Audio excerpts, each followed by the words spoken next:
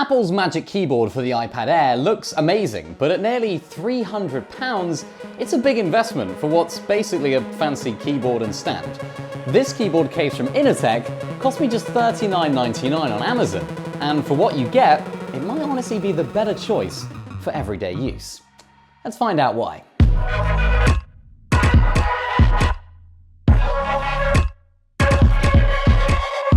So I use my iPad Air for planning, writing scripts, replying to emails, basically everything except heavy editing. Typing on glass works in a pinch, but for proper work, you need a real keyboard and a decent trackpad. I really didn't want to splash £300 on Apple's Magic Keyboard, so I looked for a more budget-friendly option and found this in a tech case. So this is a two-part folio. It's got a protective hard shell that clips onto the iPad with a soft-touch silicone exterior that feels actually way nicer than expected for the price. And it's also got a detachable Bluetooth keyboard that attaches magnetically. Like that. It looks clean and minimal in a nice grey two-tone design with zero flashy branding. All the cutouts line up perfectly. It's got speakers, of course, buttons, charging port, and there's even space for the Apple Pencil to attach and charge up on top.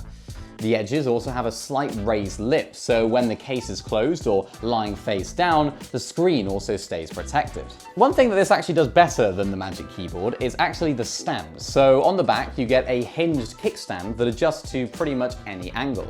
Upright for typing or laid back for watching videos, or even rotated vertically for reading or working on documents. It locks solidly into place and folds back down magnetically when you're done. This makes it more flexible than Apple's option. A nice extra about this case as well is that it comes with swappable camera bumpers for different iPad models. They slot into the camera cutout to help protect the lens area, which is a smart idea, but in practice they can feel a little bit loose and they might rattle slightly if you shake the case.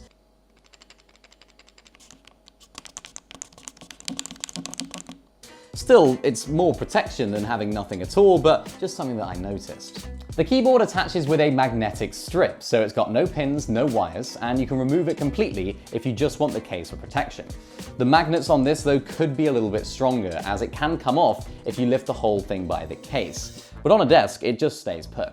Typing on this is genuinely great. It's got 78 scissor switch keys with good travel and a satisfying quiet feel. It's got proper arrow keys, function and media shortcuts, and both delete and backspace keys, which you'd be surprised how many budget keyboards actually skip out on.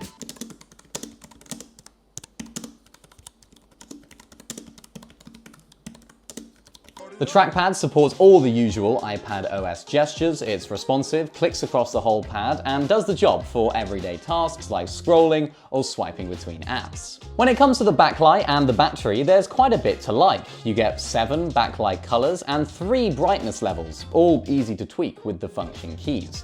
It charges through a USB-C port, which is a nice surprise for a budget keyboard, and there's a power switch to help conserve battery when you're not using it. Pairing has also been quick and reliable for me. Just hold function and delete, and it hooks up over Bluetooth 5.0 without any fuss. Battery life has also been solid too. I've gone through multiple sessions on one charge without any problems, and in fact, I haven't even charged the thing yet. So let's get to the point of this video. Is this as nice as the Magic Keyboard? No. The Magic Keyboard has slightly better key feel and a seamless snap-on magnetic mount that's honestly very hard to beat. But does this get you 90% of that experience for about 1/8 of the price? Absolutely. For $39.99, you're getting a lot for your money. There's full body protection, an adjustable stand that works at different angles, a backlit keyboard that's surprisingly decent, and a trackpad that just does its job well. You can switch between portrait and landscape easily, and if you don't need the keyboard, just take it off completely.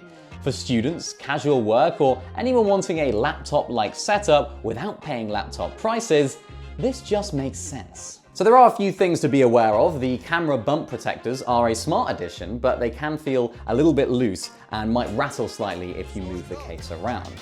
The whole setup does add some extra bulk too, so if you're used to carrying around a slim iPad on its own, you will feel the extra thickness and the weight in your bag. Also, the keyboard magnets could be slightly stronger, though once it's on a desk, it's absolutely fine. For turning your iPad Air into a proper mini laptop, this Inateck detachable keyboard case is genuinely hard to beat for the money. It's not perfect, but it's practical, comfortable to type on, and it's stayed on my iPad ever since I've got it. If you want to check it out, then I'll drop the link down below. And if you did enjoy this review, then of course make sure to leave a like rating, subscribe to the channel so you don't miss out on any future content, and check out this video on the screen for another amazing tech video. Thank you all for watching, and we'll see you in the next one.